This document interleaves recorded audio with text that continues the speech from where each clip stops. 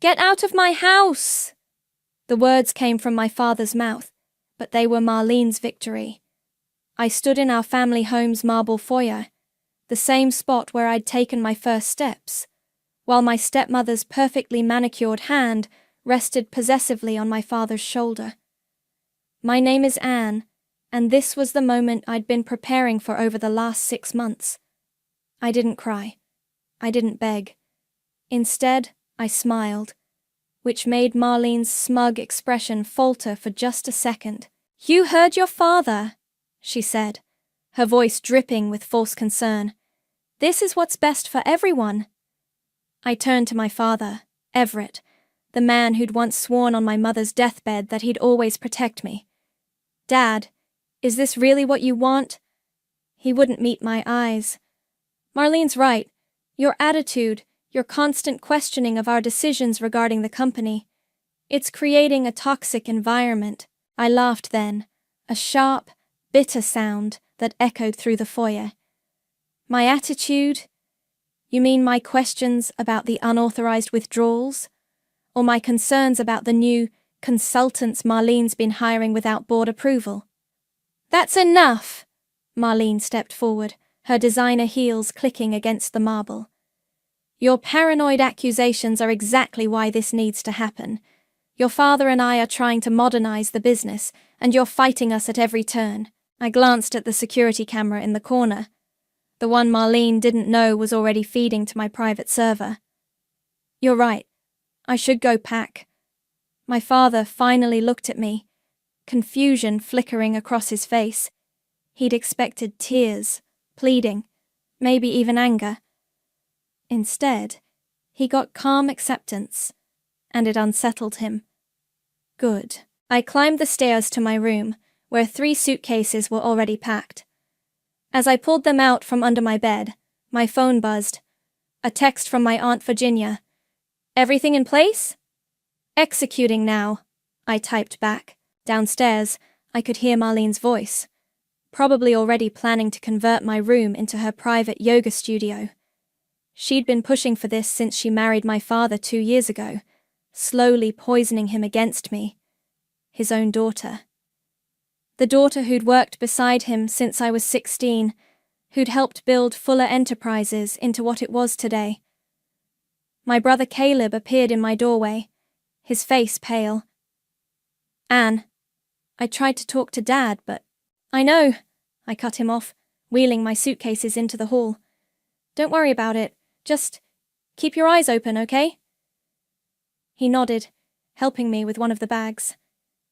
As we descended the stairs, Marlene was already on her phone, probably calling her friend Krista to celebrate their victory.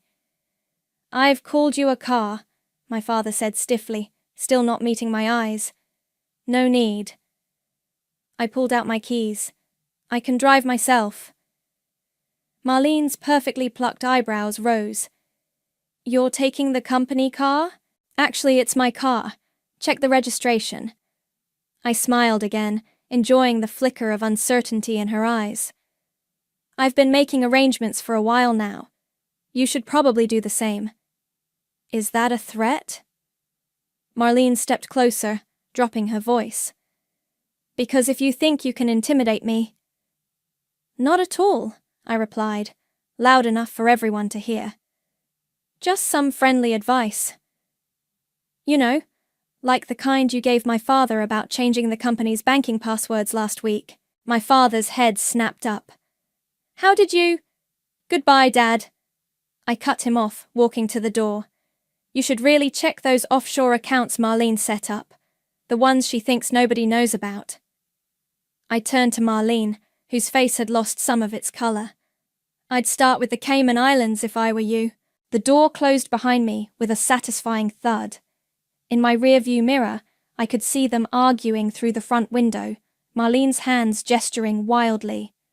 My phone buzzed again, Virginia confirming that the first set of documents had been filed with the board of directors. I pulled out of the driveway of my childhood home, but I wasn't leaving in defeat. This wasn't an ending. It was exactly the beginning I'd planned for. Marlene thought she'd won, thought she'd finally pushed me out of the way. She had no idea that I'd been recording every conversation, tracking every suspicious transaction, and building a case that would make her wish she'd never heard the name Fuller. My aunt was waiting at her house with a glass of wine and the next phase of our plan. As I drove, I could almost hear the ticking of the time bomb I'd just activated. Marlene had given my father an ultimatum, forcing him to choose between us. But she'd forgotten one crucial detail. I was my father's daughter, and I'd learned everything I knew about business from him, including how to plan for war. Virginia's home office looked like a war room. Documents covered every surface, sticky notes created a rainbow across her walls, and her laptop displayed a complex timeline of Marlene's activities over the past 2 years. "They changed the will today," Virginia said, handing me a glass of wine. "My contact at the firm called an hour ago." I took a long sip. Faster than we expected. "She's not wasting any time." Virginia pulled up an email. "But neither are we. Christian sent over the latest financial records. Look at this transaction from last Tuesday." I leaned in, scanning the numbers. $500,000 to a consulting firm I've never heard of? Because it didn't exist until 3 weeks ago. Virginia smiled. "Registered to Krista Robertson." I set down my wine glass. "Got you, you greedy little—" My phone buzzed. Caleb's face appeared on the screen. I put it on speaker. "Anne?" His voice was hushed. "Marlene's going through your office right now. She's looking for something specific. Keeps asking Dad about a blue folder." I exchanged looks with Virginia. "The merger documents?" "Probably. She's getting frustrated. Dad's in his study, drinking." "Take pictures of everything she touches," I instructed. "And Caleb? Thank you." After hanging up, I pulled out my own laptop. "Christian's been feeding me information for months. Watch this." I pulled up a series of emails between Marlene and Krista, each one carefully archived and authenticated. They've been planning this for over a year. The consulting firm is just their latest scheme. Virginia read through the emails, her lawyer's mind cataloging every damning detail. "This is good, but we need more. The board won't act without concrete proof of fraud." "Already ahead of you." I opened another folder. "Remember when Marlene insisted on upgrading the office security system? She installed cameras everywhere, except she doesn't know I have access to all of them." The video footage showed Marlene in the company's financial office after hours, accessing files she shouldn't have been able to touch.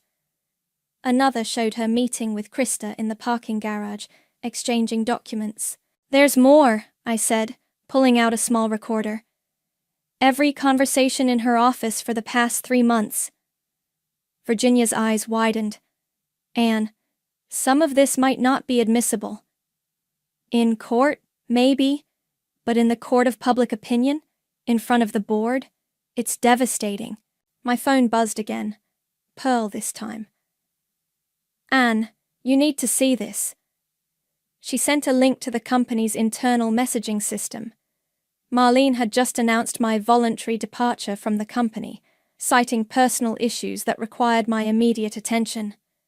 "Perfect timing," I said, forwarding the message to Virginia.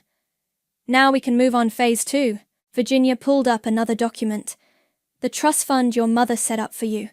Marlene doesn't know about it because it's under your mother's maiden name.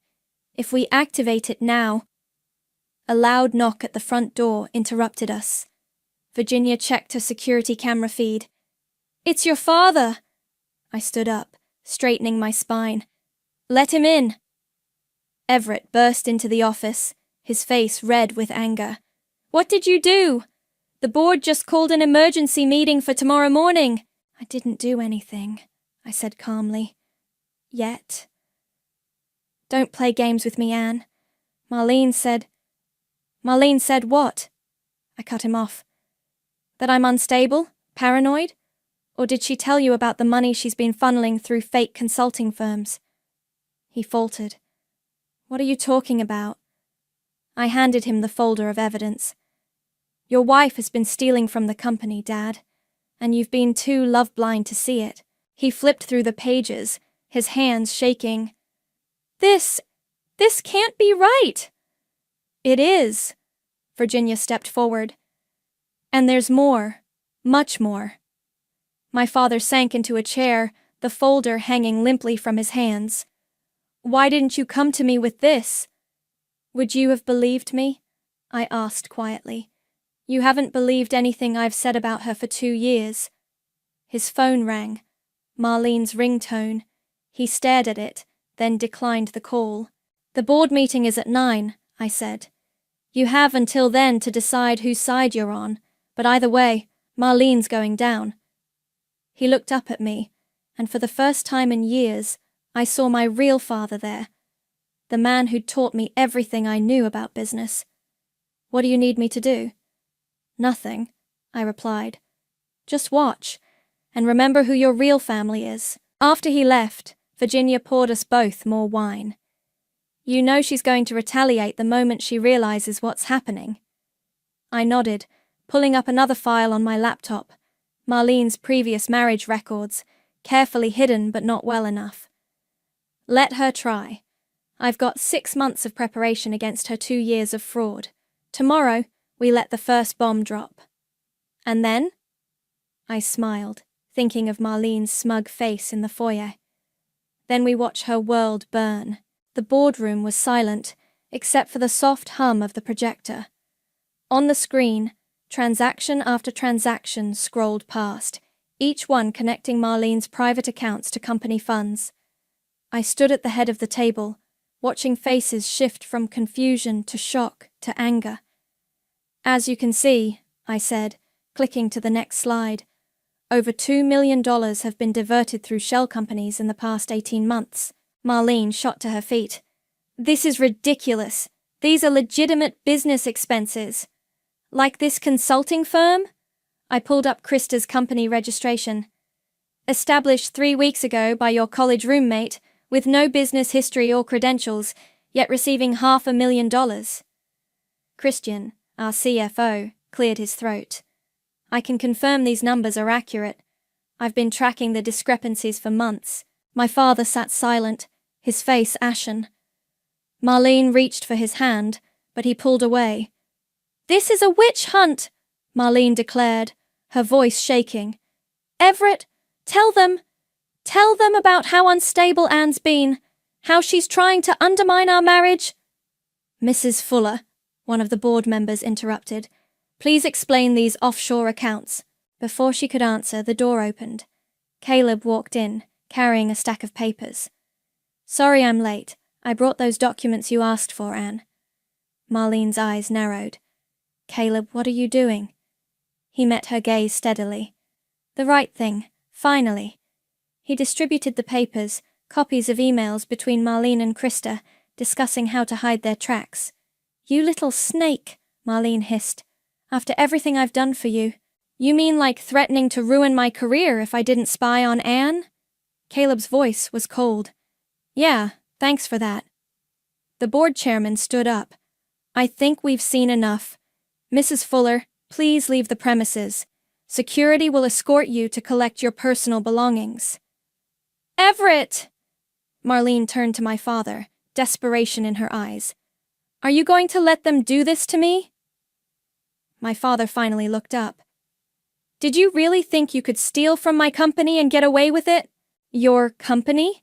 She laughed hysterically. You mean the company you signed over to me last week? The room went silent. I smiled. About that. I nodded to Virginia, who stood up from her seat in the corner. As the company's legal counsel, Virginia said, I should point out that any recent changes to company ownership are null and void, given the evidence of coercion and fraud we've presented. Marlene's face went white. Security appeared at the door. This isn't over, she spat, grabbing her designer bag. You have no idea what I'm capable of. Actually, I replied, I do. That's why I've already forwarded all of this to the SEC. After she was escorted out, the board quickly voted to freeze all suspicious accounts and launch a full audit. As people filed out, My father approached me. Anne, Save it, I cut him off. We're not done yet. What do you mean?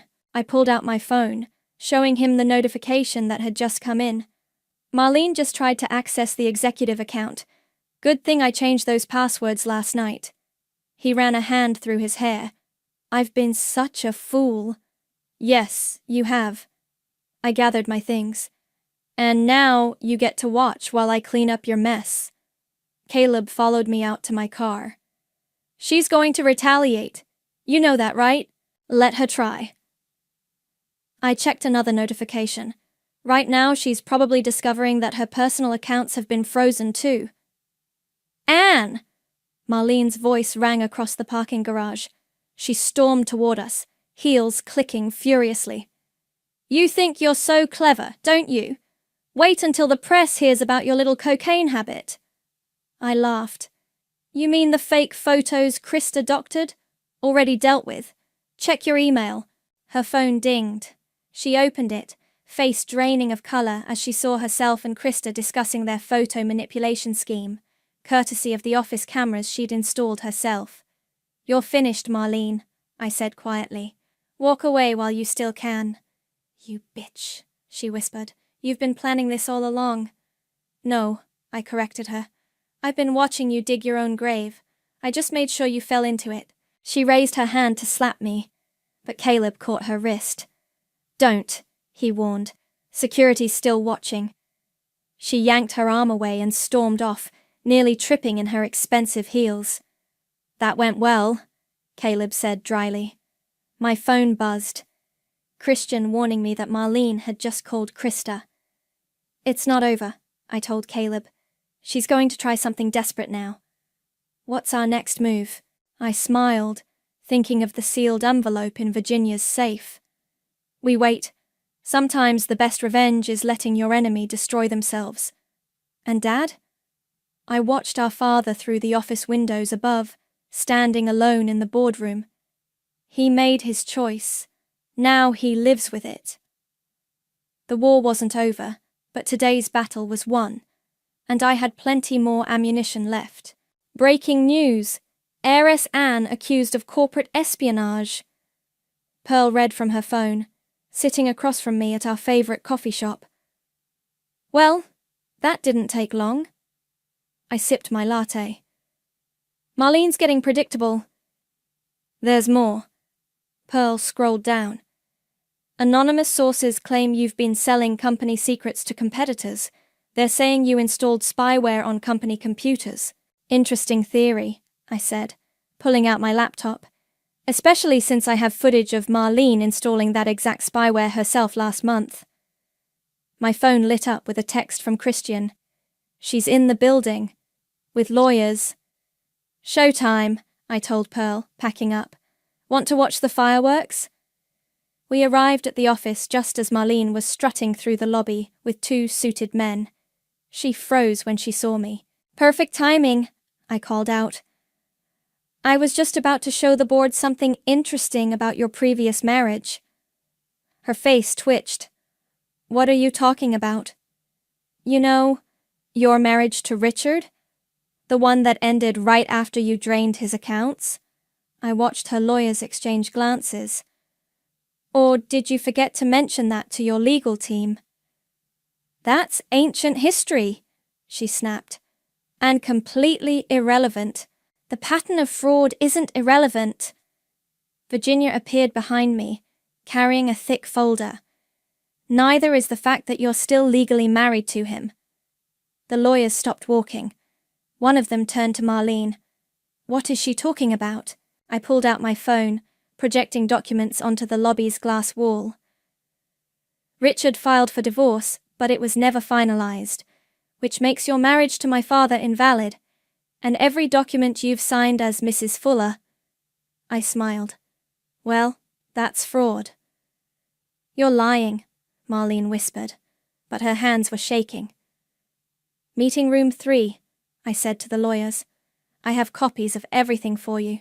One lawyer followed Virginia, while the other stayed with Marlene, who was frantically texting on her phone. Calling Krista? I asked. Don't bother. She's probably busy with the SEC agents who arrived at her house this morning. Marlene's phone clattered to the floor. You can't prove anything. Actually, Caleb's voice came from behind her. He was holding up his phone, recording. You just did. Again. You ungrateful little... She lunged at him, but security stepped forward. Ms. Griffin, the guard said, using her real surname, I'll have to ask you to leave. This isn't over, she shouted as they escorted her out. You have no idea what I'm capable of. Actually, my father's voice boomed from the elevator. We do. He walked toward us, looking more like his old self than he had in years. The board just voted. You're being investigated for fraud, theft, and corporate espionage. Everett, please. She tried to soften her voice. They're manipulating you. Anne's turning you against me. Like you turned me against my own daughter. He held up a USB drive. Christian showed me the recordings. Every conversation where you lied about Anne, every time you manipulated me. It's all here. Marlene's mask finally cracked. You think you've won? She snarled at me. Watch what happens to your precious reputation when the media gets my story. You mean this story? Pearl stepped forward, press badge displayed. As the senior reporter for the Business Daily, I'd love to hear more about your fraudulent marriage and corporate theft. Marlene's lawyers returned, looking grim. Ms. Griffin, we can no longer represent you, and we strongly advise you to retain criminal defense counsel. She backed away, her designer heels stumbling on the marble floor. This isn't... You can't... I can, I said quietly. And I did. You gave my father an ultimatum, remember? Now I'm giving you one. Leave now, or I release everything. Every scam, every theft, every manipulation. Your choice. She looked around wildly, finding no allies. Even the security guards were turning away. Finally, she straightened her spine, trying to salvage some dignity. You'll regret this, she said, before clicking her way to the exit. Anne, my father started, but I held up my hand. Not now. I turned to Virginia. Is everything ready for Phase 2? She nodded. The audit team arrives tomorrow, and I've frozen all accounts connected to Krista's consulting firm. Good. I checked my phone, another text from Christian, because Marlene just tried to transfer $5 million to an offshore account. She can't access anything, Caleb confirmed. All codes have been changed. Pearl was already typing on her tablet. Want me to run the story? Not yet. I watched through the glass doors as Marlene got into her car. Let's see what desperate move she makes next. Sometimes the best way to catch a snake is to let it show its fangs. And then? My father asked. I turned to him, letting him see the determination in my eyes. And then we make sure she never hurts another family again. The lobby slowly cleared, but I stayed, watching Marlene's car disappear into traffic. She thought she was escaping, but really, she was just running straight into my next trap. The knock on my office door came at exactly 3 p.m. Krista stood there, mascara streaked down her face, clutching her designer bag like a shield. They're going to arrest me, aren't they? Her voice trembled. I gestured to the chair across from my desk. That depends on what you tell me in the next hour. She sank into the seat, her usual confidence shattered. Marlene, she said it would be easy money. Just move some numbers around, create some invoices, and help her steal millions? I leaned forward. How much did she promise you? 10%. Krista wiped her eyes. But I never saw most of it. She kept saying the big payoff was coming. My phone buzzed. A text from Virginia. SEC wants to meet tomorrow. They have questions about Marlene's previous marriage scam. Start talking, I told Krista. Everything. From the beginning. She spilled it all. How Marlene had approached her 2 years ago, promising easy money. The fake consulting firm was just the latest in a string of schemes. There were others. Fake vendors, inflated invoices, phantom employees on payroll. And this morning, I prompted. Krista's hands shook. She called me, screaming about moving money offshore, said if I didn't help her, she'd make sure I took the fall for everything. Like this? I played a recording of their morning call, watching Krista's face pale. You have everything? Everything. I slid a document across the desk. Sign this confession, testify against Marlene, and I'll tell the SEC you cooperated fully. She grabbed the pen, but before she could sign, my office door burst open. Marlene stormed in, wild-eyed. Don't you dare! She screamed at Krista. One word and You'll what? I stood up. Threaten her like you threatened Caleb? Or try to frame her like you framed me? You smug little bitch. Marlene advanced toward my desk. You think you're so clever, but you have no idea what's coming. Actually, my father's voice came from the doorway. We do. He walked in with 2 SEC agents. These gentlemen would like to ask you some questions about certain overseas transactions. Marlene's face went from rage to panic in an instant. She spun toward Krista. Whatever she's offering, I'll double it, triple it. But Krista was already signing the confession. I'm sorry, Marlene. I can't go to prison for you. Prison! Marlene laughed hysterically. You think I'm going to prison? Your father won't let that happen. Will you, darling? My father stepped forward. I've already given my statement to the authorities. About everything. Everything? Her voice went deadly quiet. The forged signatures, he said. The manipulated accounts. How you drugged my coffee the day I signed over the company's shares. The SEC agents moved closer. Marlene looked around wildly, then grabbed her phone. One call, she threatened, and every newspaper in the country gets proof of Anne's drug addiction. You mean these photos? I projected the doctored images onto my office wall, along with metadata showing they were manipulated. Already sent to the police as evidence of extortion. Marlene's phone slipped from her fingers. She lunged for my desk, sending papers flying. I'll destroy you! I'll destroy everything! Security rushed in, restraining her as she thrashed and screamed. The SEC agents stepped forward with handcuffs. Marlene Griffin, one agent said. You're under arrest for fraud, embezzlement, and corporate theft. As they led her away, she locked eyes with me. This isn't over. You'll never be rid of me. Actually, Virginia appeared with another document. The divorce papers from Richard just came through. Finally processed after all these years. You're not just losing the company, Marlene. You're losing everything. Krista watched them take Marlene away, then turned to me. What happens now? Now, I said, you tell the SEC everything. Every account, every scheme, every conversation. After everyone left, my father lingered. Anne, I know I can never make up for— You're right, I cut him off. You can't, but the company still needs a CEO.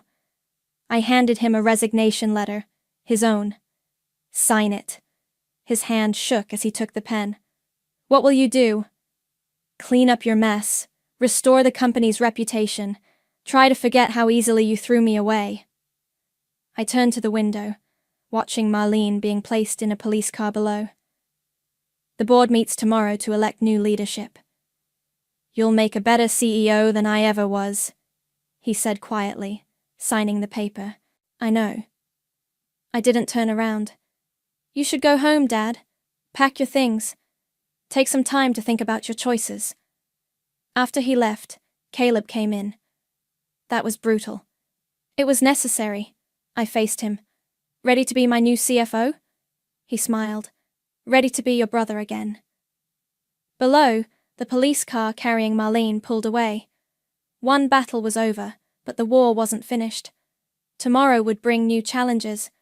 But for now, I allowed myself a small smile of satisfaction. Sometimes revenge tastes better served cold, with a side of justice. The courtroom fell silent as Marlene was led in, her designer outfit replaced by a drab grey suit. She looked smaller somehow, less threatening, but her eyes still burned with hatred when they met mine. "All rise," the bailiff called. Virginia squeezed my hand as we stood. "Ready?" I nodded, watching Marlene's lawyer shuffle papers nervously. He knew what was coming. Everyone did. "Your Honor," the prosecutor began, "we'd like to call our first witness, Krista Robertson." Krista walked to the stand, refusing to look at Marlene. For 2 hours, she detailed every scheme, every fraud, every manipulation. The jury took notes furiously as she described how Marlene had orchestrated the theft of millions. "And these offshore accounts?" The prosecutor held up bank statements. "Marlene said they were untraceable," Krista replied. "She bragged that she'd done this before, with her first husband." Marlene's lawyer jumped up. "Objection! Previous allegations are not allegations," the prosecutor interrupted, producing certified court documents. "Conviction. Mrs. Griffin served 18 months for financial fraud in 2018, shortly after her first marriage ended." Marlene's face contorted. She turned to whisper urgently to her lawyer, who shook his head. Next came Christian, methodically walking through the company's financial records. Then the SEC agents, presenting evidence of international wire fraud. With each witness, Marlene seemed to shrink further into her chair. Finally, it was my turn. "Ms. Fuller," the prosecutor began, "when did you first suspect your stepmother's activities?" "The day she married my father," I said clearly. "The same day she tried to access company accounts she shouldn't have known existed." "Objection!" Marlene's lawyer called. "Speculation!" "Overruled," the judge replied. "Continue." I described finding the first discrepancies, gathering evidence, watching Marlene systematically manipulate my father and poison him against me. "And this recording?" The prosecutor played the clip of Marlene threatening Caleb. "Made the day before she convinced my father to throw me out of my own home." Marlene suddenly stood up. "This is all lies. She's the one who—" "Mrs. Griffin," the judge warned. "Control yourself, or you'll be removed." She sat, but her eyes promised vengeance. I continued testifying, laying out every detail of her schemes. When I finished, her lawyer looked defeated. During the recess, Caleb found me in the hallway. "Dad's here," he said quietly. I turned to see my father standing awkwardly by the water fountain, looking older than I'd ever seen him. "The prosecutor wants him to testify," Caleb continued, "about the drugged coffee, the forged signatures." "Good," I said. "Let him face what he enabled." Back in the courtroom, my father took the stand. His testimony was devastating, describing how Marlene had manipulated him, drugged him, used him to attack his own children. "I was a fool," he concluded, his voice breaking. "I chose her over my own daughter, and I'll regret that for the rest of my life." Marlene stood up again, this time throwing a water glass. "You weak, pathetic man. After everything I did for you." "Remove the defendant," the judge ordered. As security dragged her out, Marlene screamed, "You'll all pay for this. Every one of you." The jury took less than 2 hours to reach a verdict. "Guilty on all counts," the foreman announced. The judge looked at Marlene sternly. "Given the extent of your crimes and your previous conviction, I sentence you to 15 years in federal prison. Additionally, you are ordered to pay full restitution." I didn't hear the rest. It was over. Finally, over. Outside the courthouse, reporters swarmed us. Pearl pushed through, microphone ready. "Anne, how does it feel to take back your company?" "The company was never the point," I replied. "This was about justice, about showing that you can't destroy families for profit and expect to get away with it." My father approached as the reporters dispersed. "Anne, please, can we talk?" "About what?" I turned to him. "About how you believed her over me? How you threw away 28 years of trust for a con artist? I'm sorry, he whispered. I know it's not enough, but… You're right, I cut him off. It's not enough. The board meets tomorrow to formalize my position as CEO. You should finish clearing out your office. He nodded sadly and walked away. Caleb watched him go. That was harsh, he said. That was necessary. I checked my phone. Virginia had already filed the final paperwork transferring company control. Actions have consequences. He made his choice. And now? I looked up at the building that had been my second home since childhood. Now we rebuild. The right way this time. The war was over, but the aftermath was just beginning. I'd won, but victory tasted more bitter than sweet. Sometimes the price of justice is losing the very things you fought to protect, but I'd do it all again in a heartbeat. 6 months after Marlene's conviction, I sat in my father's old office, my office now, reviewing quarterly reports. The company had recovered faster than expected, our stock price climbing steadily since the scandal broke. A knock at the door interrupted my thoughts. Come in. Virginia entered, holding a newspaper. You need to see this. The headline read, Convicted fraudster attempts suicide in prison. Below was Marlene's mugshot. She's alive, Virginia said before I could ask. But she left a note, blaming you, of course. I set down the paper. Any other good news? Actually, yes. Your father's asking to meet. No. Anne. Virginia sat down. He's selling his remaining shares, all of them. That got my attention. To whom? That's why he wants to meet. He's offering them to you first. I was about to respond when Caleb burst in. We have a problem. A big one. He turned on the office TV. Krista was giving an interview, tears streaming down her face. I was forced to lie in court. Anne Fuller threatened my family if I didn't testify against Marlene. That little… I grabbed my phone, but Virginia stopped me. Wait, let her finish. On screen, Krista continued. I can't live with the guilt anymore. Marlene was innocent. Anne orchestrated everything to steal the company. Pearl called next. I'm already on it. I have proof she was paid to give that interview. And guess who's behind it? Marlene, I said. From prison. Her old friend from the first fraud case. They're trying to get her conviction overturned. I turned to Virginia. Options? We release the original recordings, all of them. Show the world exactly who Marlene is, and was. Do it. I stood up. And call my father. Tell him I'll meet him. An hour later, I sat across from him at the cafe where Mom used to take me for hot chocolate. He looked tired, defeated.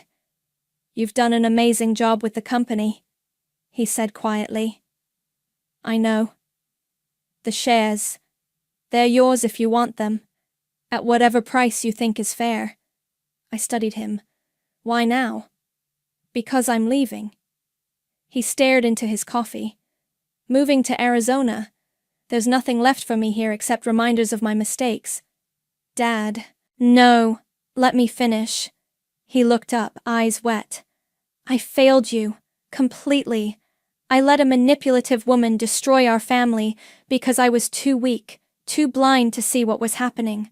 The company should be yours. It always should have been. My phone buzzed. Pearl sending confirmation that she'd exposed Krista's paid interview. Another buzz. Virginia had released the recordings. One condition, I said finally. You tell me the truth. All of it. Why her? He took a shaky breath. She reminded me of your mother. At first. The energy, the ambition. But where your mother's heart was pure, Marlene's was poison. By the time I realized that, she had her hooks in me. The drugs, the manipulation. But those are excuses. I chose her over you, and I'll never forgive myself. Mum would be disappointed, I said quietly. I know. He pulled out an envelope. The shares are already signed over to you. use them better than I did. As he stood to leave, I caught his arm. Dad, Arizona's far. It needs to be. He attempted a smile. Maybe someday. Maybe, I echoed. Back at the office, Caleb was waiting with news. Krista's recanting her interview. Apparently, someone reminded her that perjury means prison time. And Marlene? Isolated in protective custody after the suicide attempt. No more outside contact. I looked around the office, my office, at the photos I'd restored to the walls. Mum and Dad at the company's founding. Me at 16, learning the business. Caleb's college graduation. You okay? He asked. Getting there. I picked up the envelope with the shares. Want to help me rebuild our family's legacy? The right way this time? He grinned. Partners? Partners? That night, I visited Mum's grave for the first time since the trial. The autumn air was crisp, leaves crunching under my feet. I did it, Mum, I whispered. I protected what you and Dad built. I just wish... I wiped my eyes. I wish he'd been strong enough to protect it with me. My phone lit up. Virginia sending the latest news. Marlene's appeal had been denied. Krista's retraction was trending. The company's stock had jumped another 10 points. Justice had been served. Karma had done its work, and I'd taken back everything Marlene tried to steal. But standing there in the gathering darkness, victory felt hollow. I'd won the war, saved the company, and restored our family's reputation. But the cost was a father in Arizona, a brother still healing from betrayal, and a wound in my heart that might never fully close. Sometimes winning feels an awful lot like losing. The autumn board meeting was wrapping up when my assistant rushed in. There's someone here to see you. Says it's urgent. I looked up to find Richard, Marlene's first husband, standing in my doorway. The board members filed out, leaving us alone. I heard about the appeal denial, he said, taking a seat. Thought you should know what happened after my case. I leaned forward. I'm listening. She wrote to me from prison, like she's doing to your father now. He pulled out a stack of letters. Manipulation, guilt trips, promises of redemption. I believed her, let her back into my life after she served her time. And she destroyed me, again, took everything I'd rebuilt. He slid the letters across my desk. Don't let your father make my mistake. My phone buzzed, Caleb texting that Dad had called him, again. Thank you, I told Richard, for the warning. After he left, I called Virginia. Did you know about the letters? Just found out. She's been writing to him daily, playing on his guilt, promising to change. I thought about my father, alone in Arizona, probably reading similar letters right now. Get me his address. The flight to Phoenix was turbulent, matching my mood. I found him in a small house on the outskirts of the city, looking surprised to see me. Anne, what are you... I held up Marlene's latest letter, postmarked yesterday. We need to talk. He deflated, stepping aside to let me in. The house was sparse, with moving boxes still unpacked. On the coffee table, dozens of prison letters lay scattered. She's different now, he started weakly. No, she's not. I handed him Richard's letters. She did this before. It's another manipulation. I know, but what? I picked up one of her letters. My darling Everett, I've changed. Prison has shown me the error of my ways. With your help, I could... Dad, stop. Just stop. He sank onto the couch. I've lost everything. My company, my children's trust, my self-respect. Not everything. I sat beside him. Caleb misses you. And I took a deep breath. I'm angry. I'm hurt. But you're still my father. After what I did, parents mess up, sometimes catastrophically. I gathered Marlene's letters, but letting her manipulate you again? That's a choice, and it's not too late to make a better one. He stared at the letters for a long moment. Then, without a word, he walked to the fireplace and threw them in. The flames consumed Marlene's poisoned words. "What now?" he asked quietly. "Now?" I pulled out my laptop. "You help me understand these contracts from 2019. Something's not adding up in the Asian market numbers." His eyes lit up, the businessman awakening. For 3 hours we pored over documents, his expertise filling gaps I hadn't even noticed. It felt like old times, before Marlene, when we were just father and daughter building something together. My phone rang. Caleb. "You found him?" "I found him. Want to say hi?" There was a pause. Yeah, I do." I handed the phone to Dad, watching his face as he spoke to his son for the first time in months. When he finished, his eyes were wet. "The company's annual charity gala is next month," I said casually. "We could use an experienced consultant for the Asian expansion plans." He looked up sharply. "Anne, not as CEO, not even as an executive, just a consultant with strict oversight.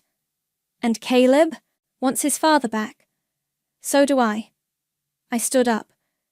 "But no more letters, no more Marlene. She took 2 years from our family. She doesn't get another second." He nodded, then walked to his desk and pulled out a photo. Me at 16, sitting at his office desk, learning the business. I kept this, to remind me of what I almost destroyed. Keep it to remind you of what we can rebuild. I checked my watch. "My flight's in 2 hours. Coming?" He looked around at his half-unpacked exile. "You sure?" "No," I admitted, "but family's worth the risk." On the flight home, he showed me more gaps in our international contracts, places where his experience could help. We talked about Caleb's ideas for expansion, about Mom, about everything except Marlene. She'd tried to destroy our family. Instead, she'd forced us to rebuild it stronger. Her letters would keep coming, her manipulations would never stop, but they'd fall on deaf ears. We had a company to run, a legacy to protect, and a family to heal. Sometimes the best revenge isn't destruction, it's reconstruction. Building something so strong that those who tried to tear it down become nothing but a cautionary tale. A tale that ends not with happily ever after, but with something better. Hope, healing, and the hard-earned wisdom to never let anyone come between family again. The text message from my mother felt like a slap across the face. "Darling, need urgent wire transfer? House expenses mounting? Call ASAP." I stared at my phone, standing in the shadow of my childhood home, the same home she told me was sold months ago. My name is Michelle, and I'd spent the last 5 years working myself to exhaustion in Singapore's financial district, sending most of my salary home to preserve this house. Now, peering through the bay window, I watched strangers dancing in my living room, crystal glasses catching the light of my grandmother's chandelier. Except they weren't strangers. There, in the center of it all, stood my cousin Gianna, wearing my vintage Dior dress, the one Mom swore was donated to charity. She twirled, champagne sloshing, while my parents beamed from the corner like proud hosts. "What the hell?" I whispered, ducking below the windowsill when Dad glanced my way.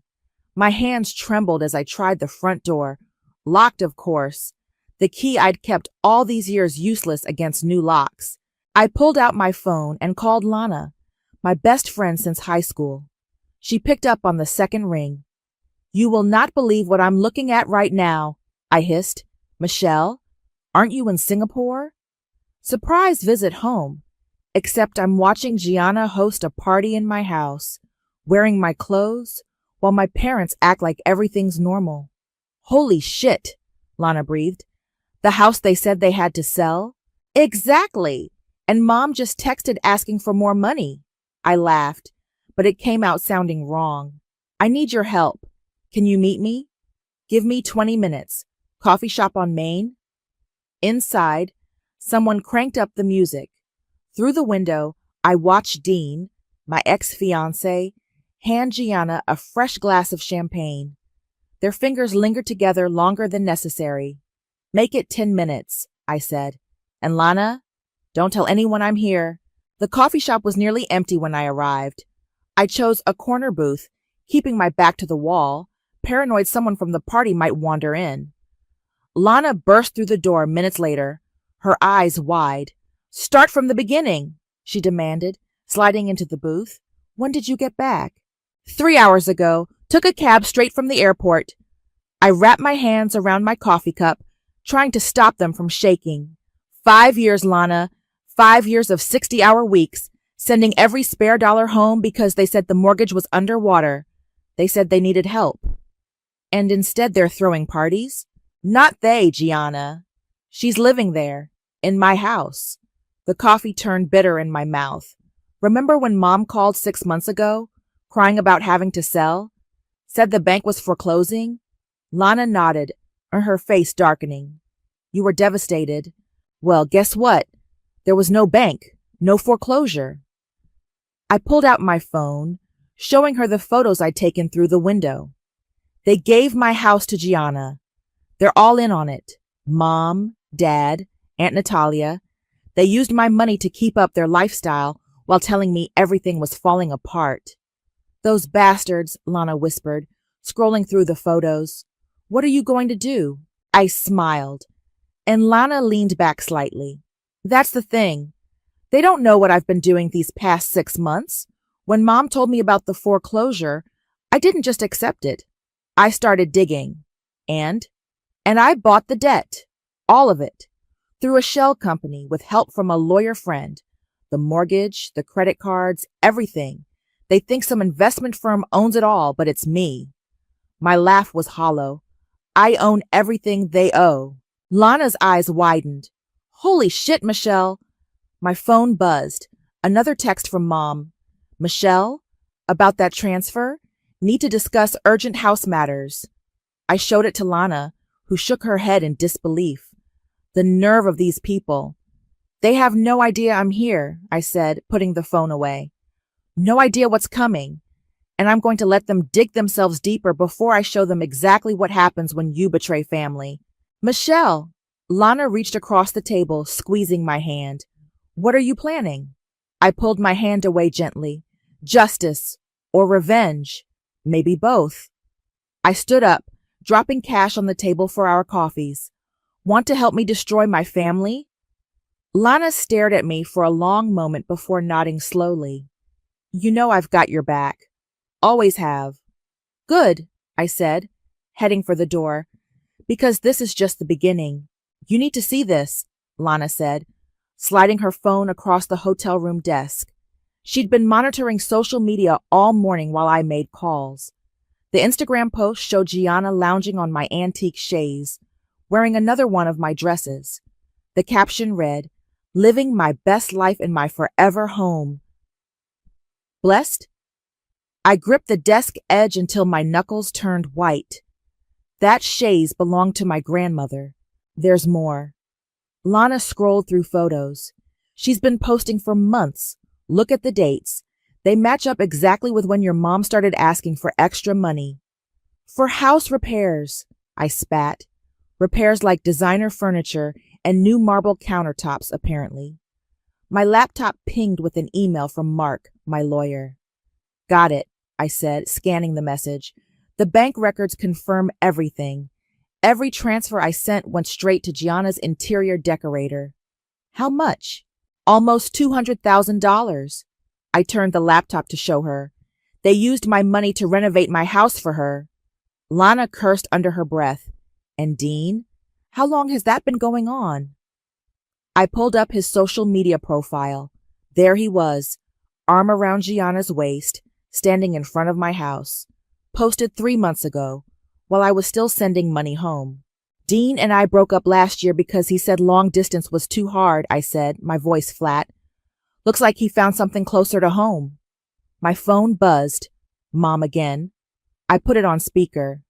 "Michelle, darling, why haven't you called back?" "Hi, Mom. Been busy with work. I kept my voice carefully neutral.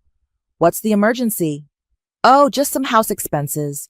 You know how it is with old properties. She laughed nervously. We need about $5,000 for repairs. Lana made a slashing motion across her throat, but I wasn't done. The house that was foreclosed on? The one you had to sell? A pause. Well, yes, but we worked something out with the bank. Everything's fine now. Really? That's wonderful news. I watched Lana's eyes widen at my sweet tone. So who owns it now? Oh, just investment people. Very understanding folks. But we still need to maintain it, you see. Send me the paperwork, I said. For the repairs. I'll wire the money once I see the quotes. That's not... I wouldn't want to burden you with paperwork. Just trust me, sweetheart. Like I trusted you about the foreclosure? Dead silence on the line. Then, what do you mean? Nothing, Mom. I'll think about the money. Got to go. Meeting starting. I hung up before she could respond. Lana let out a low whistle. That was cold. I loved it. Mark's sending over the final documents today, I said, pulling up another email. Once I sign, I can call in all the debts whenever I want. They'll have 30 days to pay in full. Which they can't do. Not even close. I smiled grimly. They're underwater on everything. Credit cards, car loans, personal lines of credit. All bought up by my shell company over the last 6 months. A knock at the door made us both jump. Lana peeked through the peephole and relaxed. It's just room service. The waiter wheeled in our lunch, but I'd lost my appetite. On the TV behind him, muted local news showed footage of a charity gala. There was my family, front and center. Mom, Dad, Aunt Natalia, and Gianna, all dressed to the nines. The caption read, Local Family Hosts Fundraiser for Children's Hospital. Turn it up, I said sharply. Annual event hosted by the Porter family, the reporter was saying. This year's gala, organized by Gianna Kennedy in their historic family home, raised over $50,000. Historic family home? I grabbed my phone, dialing Mark. Michelle, he answered immediately. I was just about to call. The documents are ready. How soon can you get here? I can catch the next flight. 3 hours. Perfect. Book a room at my hotel. And Mark? Bring everything. It's time. I hung up and turned to Lana, who was still watching the news footage. Did you see what Gianna's wearing? Your mother's sapphire necklace, Lana confirmed. The one she promised would be yours. I opened my laptop, pulling up the folder of evidence I'd collected. Bank statements, transfer records, photos, text messages, 6 months of betrayal documented in clinical detail. You know what the worst part is? I said, watching Gianna smile for the cameras. They're using my house, my money, my things to play philanthropist, building their reputation on everything they stole from me. So what's the plan? I closed the laptop with a snap. We're going to let them dig their hole deeper. Let them throw their parties and spend their money. And then we're going to bury them in it.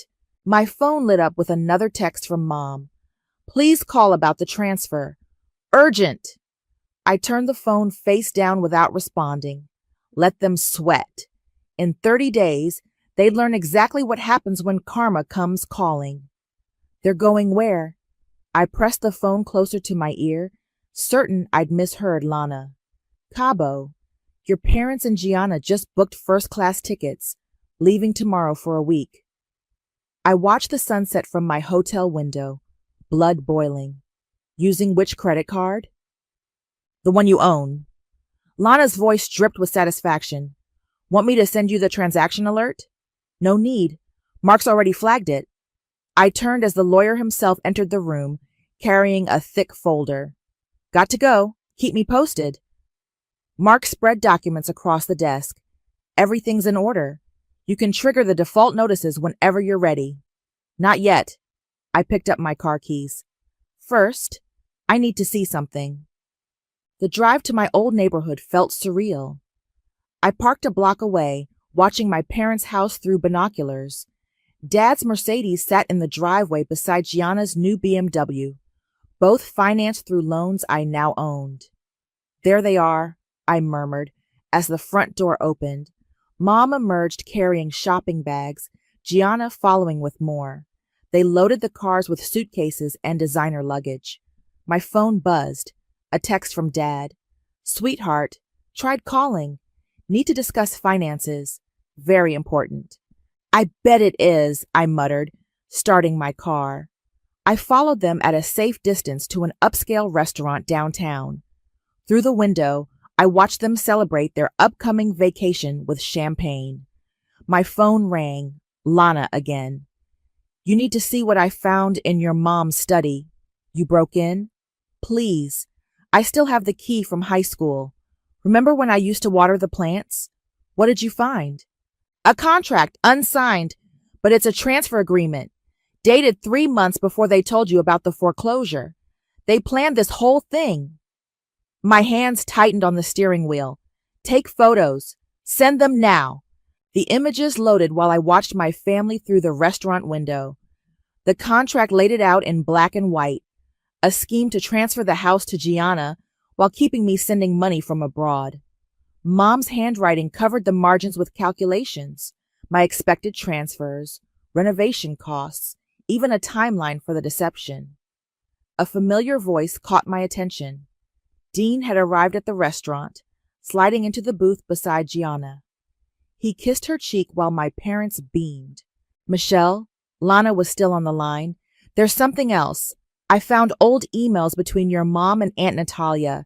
They've been planning this for years, ever since you left for Singapore. Keep talking. I snapped photos of the happy family dinner with my phone. Gianna was always jealous of you. The house, your career, Dean, everything. She convinced your parents that you abandoned them by moving abroad, that she deserved the house more because she'd stay local, take care of them, while spending my money. Exactly. But here's the kicker. They're planning to sell the house next year, split the profits 4 ways. I laughed darkly. Good luck with that. Through the window, I watched Dad raise his glass in a toast. They clinked glasses, celebrating their cleverness, their perfect plan. My phone buzzed with another text from Mom. Darling, please call. Need to discuss something wonderful. The wonderful news being their Cabo trip? I asked Lana. First class all the way. On your dime. I started my car. Send everything you found to Mark. And Lana? Thank you. What are best friends for? Want me to keep digging? No need. I watched my family order another bottle of champagne. I've seen enough. Back at the hotel, Mark had organized the evidence into neat piles. We can move whenever you're ready, he said. The default notices are prepared. Not yet. I picked up the contract Lana had found. Let them go to Cabo first. Let them charge everything to those credit cards. Let them think they've won. And then we show them what real debt feels like. I smiled, but there was no warmth in it. They want to sell my house? Let's see how that works when they don't own a single brick of it. My phone lit up with a family group chat message from Gianna. Can't wait for our beach vacation. So blessed to have such an amazing family. I took a deep breath, remembering all the nights I'd worked until dawn, believing I was saving our family home.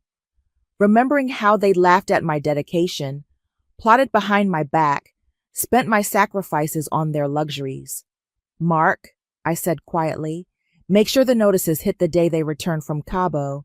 When reality crashes down, I want them tanned, relaxed, and completely unprepared. He nodded, gathering the documents. And you? I'll be right here, watching it all burn. I turned off my phone, silencing their messages. They wanted to play games with my life? Fine. Game on. They've spent how much in Cabo? I stared at the credit card statement scrolling across my laptop screen. $37,000 in 5 days, Mark confirmed. Luxury spa treatments, yacht rentals, designer shopping sprees. They're burning through credit like there's no tomorrow. There isn't, I muttered, forwarding the latest batch of charges to my encrypted folder. Not for them. My phone buzzed. A text from my brother Simon. Hey sis, heard rumors you're back in town. We need to talk. I hadn't seen Simon in 2 years. He distanced himself from the family drama, building his own life 3 states away. Smart man. What do you want to do about him? Lana asked, reading over my shoulder. He deserves to know what's coming. I typed back, coffee, tomorrow morning. Simon's response was immediate. Thank God. Cornerstone Cafe, 8 a.m. The next morning, Simon was already waiting when I arrived. He stood to hug me, then held me at arm's length, studying my face. You look different, he said. 5 years in corporate finance will do that. We sat and he didn't waste time. What's really going on? Mom and Dad are spending money like crazy. Gianna's living in our house, and suddenly you're back. I slid a folder across the table. See for yourself. Simon's face darkened as he read. They used your money to renovate the house for Gianna while telling you it was being foreclosed? Keep reading. His hands shook slightly at the unsigned contract. Mom wrote this. They planned the whole thing. Every detail. I sipped my coffee. They're in Cabo right now, spending more money they don't have. Money you own, Simon said slowly. Through the shell company. I nodded. All their debt. Every penny. Jesus, Michelle. He ran a hand through his hair. When are you pulling the trigger? The day they return? Default notices? Asset freezes? Everything. They'll lose everything. They already lost everything, I corrected. They just don't know it yet. Simon's phone buzzed. A family group chat message. He showed me the screen. Gianna posting poolside photos, tagged living the dream, Shatar blessed Shaq family first. You know they're planning a huge welcome home party, Simon said, at the house, this weekend. I smiled. I know. Michelle, he leaned forward. What exactly are you planning?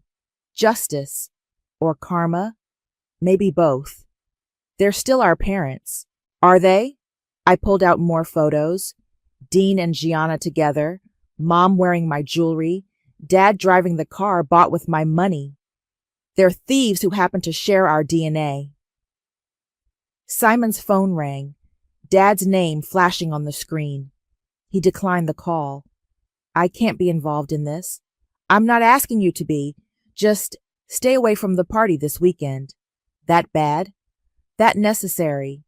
I stood up, dropping cash for our coffees. I love you, Simon. That's why I'm warning you. Michelle, he caught my arm. Don't do anything you can't undo. Too late, I said softly. They already did. Back at the hotel, Mark had news. The bank just approved their request for a credit limit increase. They're planning something big.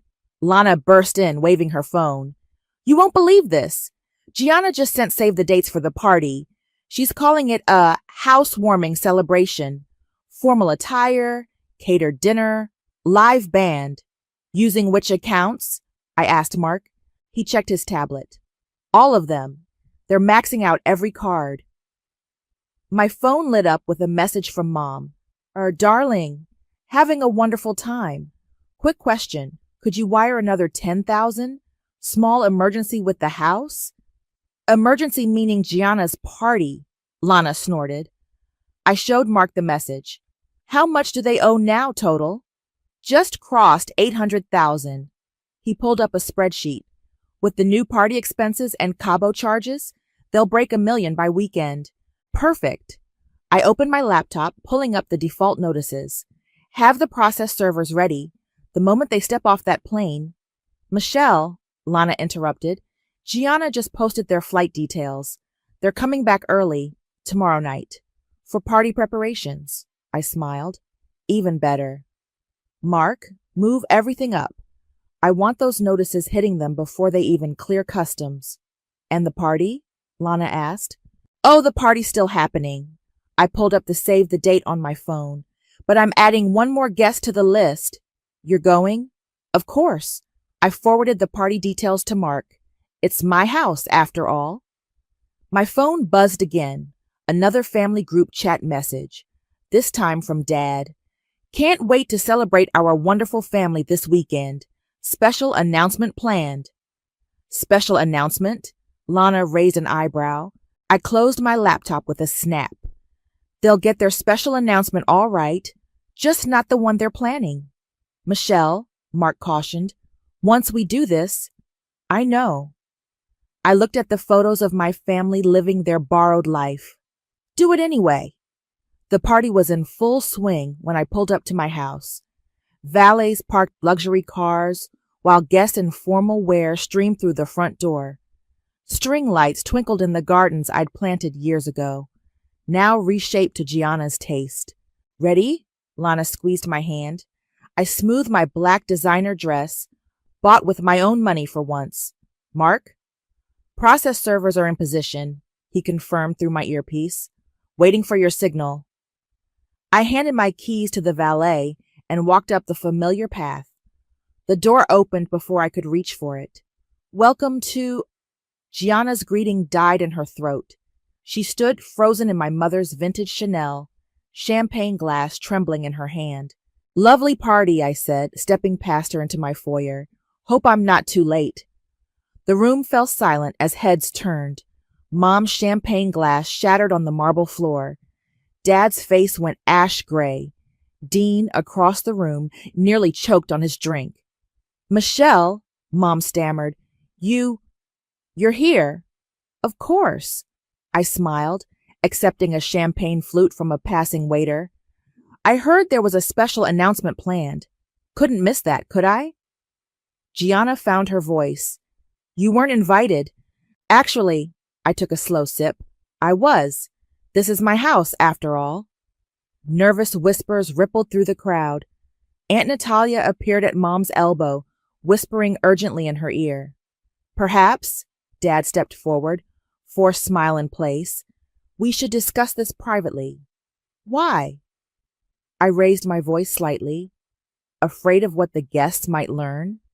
About the fraud, the theft, the lies. Michelle, please, Mom begged. Not here. Here is exactly right. I nodded to Mark, who entered with 2 other men in suits. Since you're all gathered to celebrate, let's make some announcements. Mark handed me a folder. The room was dead silent now, every eye fixed on us. First announcement. I opened the folder. All your credit cards are frozen. Every account, every line of credit. And yes, that includes the charges for this lovely party. Gasps from the catering staff. Gianna swayed slightly. Second announcement, I continued. The mortgage you claimed was foreclosed. The one you used to steal my house? I own it now, along with every other debt you've accumulated. That's impossible, Dad sputtered. The investment firm is me.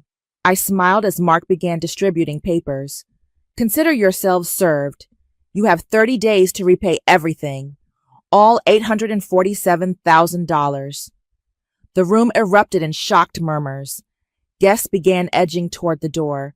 You can't do this. Gianna stepped forward, face flushed. This is my home now. Is it? I pulled out the unsigned contract. This says otherwise.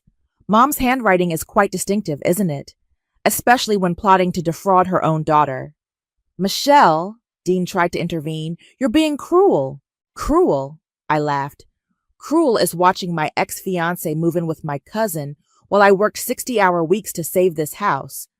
Cruel is my family stealing my money, my possessions, my life, and celebrating it. We're your parents, Mom sobbed. Everything we did was theft. I handed the contract to Mark. The police will be very interested in this. Fraud, conspiracy, wire fraud across international borders. Serious charges. You'd send your own family to jail? Aunt Natalia gasped. You stopped being family the moment you planned this. I turned to the remaining guests. Party's over, I'm afraid. Please see yourselves out. As people fled, Gianna lunged forward. You vindictive bitch! You've ruined everything. No! I caught her wrist before she could strike me. You did that yourselves. Every lie, every theft, every betrayal. That was all you. What do you want? Dad asked hoarsely. Everything back.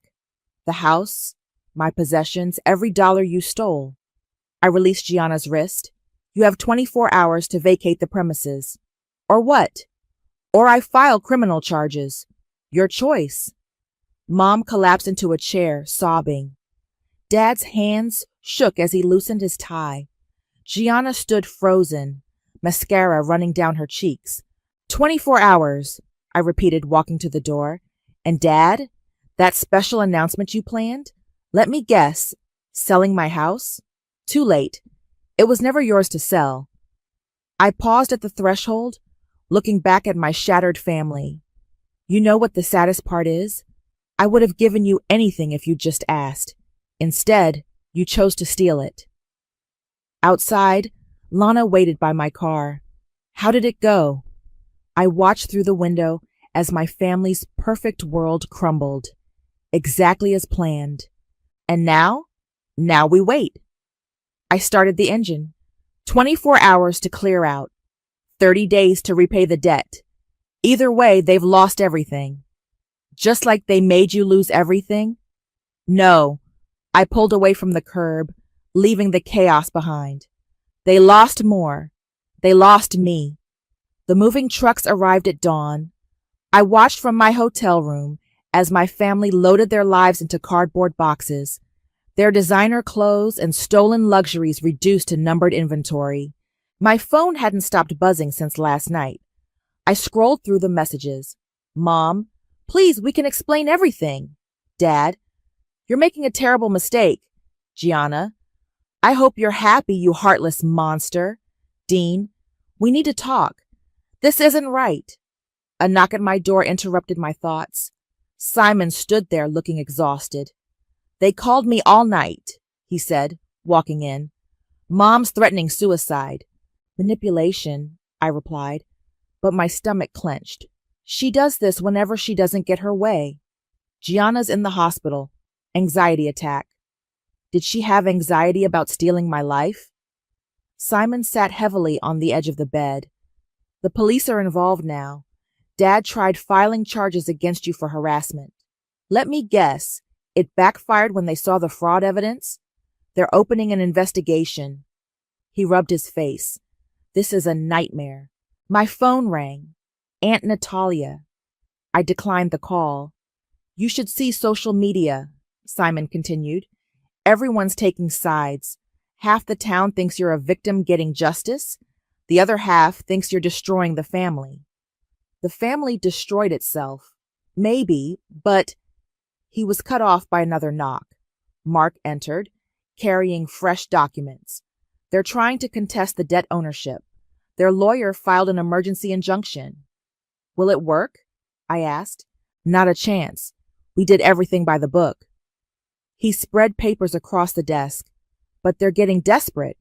Your father tried accessing his frozen account 17 times last night. My phone buzzed with a text from Lana. Gianna just posted something scary on Instagram. You need to see this.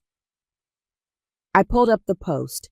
A blurry photo of pills with the caption, maybe everyone would be better off without me. Goodbye.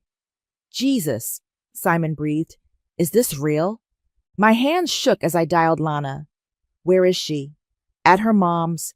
I'm outside now. Ambulance just arrived. Keep me posted.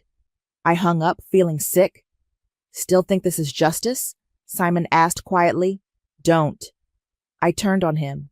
Don't make me the villain here. They did this. All of it. Another knock. This time, Dean stood in the doorway. Get out! I snapped. Michelle, please. He stepped inside anyway. This has gone too far. Gianna's in the hospital. Your mom's having a breakdown. Your dad's talking about bankruptcy. And whose fault is that? I cut him off. You all played your parts perfectly. The loving fiancé who couldn't handle long distance. The cousin who deserved my house more than me. The parents who used their daughter like an ATM. We never meant to get caught? I laughed bitterly. That's the only thing you're sorry about. My phone rang again. Lana. She's okay. Lana said immediately. They pumped her stomach. It was mostly for show, but she did take some pills. I closed my eyes. Hey, keep watching her. Michelle, Dean tried again. What do you want? Money? The house? Take it. Just stop this.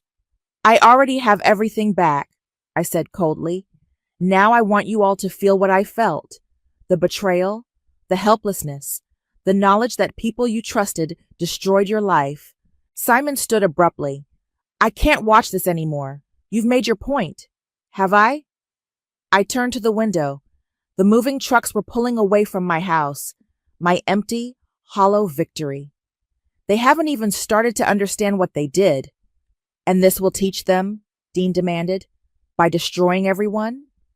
They destroyed themselves, I repeated, but the words felt hollow now. Actions have consequences. My phone lit up with a news alert. Local family faces fraud charges. After daughter's revenge plot exposed, Simon read over my shoulder. It's going viral. Everyone in town is talking. Good, I said, but my voice wavered slightly. Michelle, Dean said softly, is this really what you wanted? I looked at the messages flooding my phone, the news articles spreading online, the empty house across town. My perfect revenge felt suddenly heavy, suffocating. Get out, I whispered. All of you. When they were gone, I called Mark. Make sure Gianna gets proper psychiatric care. Bill it to me, quietly. Having second thoughts? No. I watched another moving truck pull up to my house. Just make sure no one does anything permanent. I want them to live with this, not die from it. And your parents? I thought of Mom's threats, Dad's desperate attempts to access money, their whole world crumbling. Stay the course, I said finally. They made their choices. Now they live with them, just like I had to live with mine. The house keys felt heavy in my hand as I unlocked the front door. Empty rooms echoed with my footsteps, stripped of furniture and memories. Only dust remained where my family's lies had lived. Your parents left this, Mark said, handing me an envelope. Their lawyer insisted I give it to you. I ripped it open. A single page in Mom's handwriting. We never meant to hurt you. Everything we did was because Gianna needed us more. You were always so strong, so independent. She was fragile, lost. We thought you'd understand eventually. The money, the house. It seemed fair at the time. We're sorry it ended this way. Please don't do this to us. We're still your parents. I crumpled the letter, letting it fall to the floor. Any word from the DA's office? They're pressing charges, Mark confirmed. Wire fraud, conspiracy, theft by deception. Your parents are looking at serious time unless they make a deal. My phone buzzed. Simon. Mom's checking into rehab. Dad's staying with friends. Gianna's being released tomorrow. We need to talk. Not now, I texted back. Footsteps behind me. Lana entered carrying a box. Found these in the attic. Your old photos, diaries, stuff they didn't sell or give to Gianna. I opened the box. My childhood smiled up at me. Family vacations, birthday parties, graduations, happy lies. Michelle? A familiar voice from the doorway. Dean? Security breach, Lana muttered, moving to block him. It's okay, I said. Let him through. Dean looked older somehow, worn down. I brought your grandmother's ring back. The one I should have returned last year. He placed the diamond solitaire on the mantelpiece. The same ring he'd promised forever with, now just another piece of evidence. Why her? I asked suddenly. Of all people, why my cousin? I don't know. He wouldn't meet my eyes. It just happened. She was here. You were gone. Your parents encouraged it. Encouraged stealing my life? They said you'd moved on, that you were never coming back. He ran a hand through his hair. I know it's no excuse. No, it's not. I picked up the ring. Did you love her? Or was she just convenient? Michelle, answer the question. I love the idea of her, he admitted. The easy choice, the family-approved option. But no, I never loved her like, he trailed off. Like you claim to love me? I'm sorry. So is everyone, now that they're caught. I pocketed the ring. Get out! After he left, Lana touched my arm. You okay? No. I walked through the empty rooms, memories hitting like physical blows. But I will be. My phone rang. Gianna. What? I hate you, she sobbed. You've ruined everything. My life, my future, my reputation. You mean my life? My house? My fiancé? I never had anything of my own, she screamed. Everything was always yours. The attention, the success, the perfect life. I just wanted some of it for myself. So you stole it. You weren't using it. You were off in Singapore living your dream life while I was stuck here being second best. And now? I asked coldly. How's being first best working out? She hung up. Seconds later, a text from Simon. That was cruel. That was honest, I typed back. Mark cleared his throat. The DA offered your parents a deal. If they plead guilty and make full restitution, they'll recommend probation instead of jail time. No, I turned to face him. They face the full charges or pay back every penny within 30 days. No deals. They can't pay it back. You know that. Then they face the consequences. Michelle, Lana said softly, is this really what you want? Your parents in jail, Gianna in psychiatric care, your whole family destroyed? I looked around the empty house. My hollow victory, my perfect revenge. The cost of justice suddenly felt impossibly high. They made their choices, I whispered, but the words tasted like ash. My phone lit up with another news alert. Family fraud scandal rocks community. Daughter's revenge raises questions of justice versus vengeance. The house is yours again, Mark said. Free and clear. What now?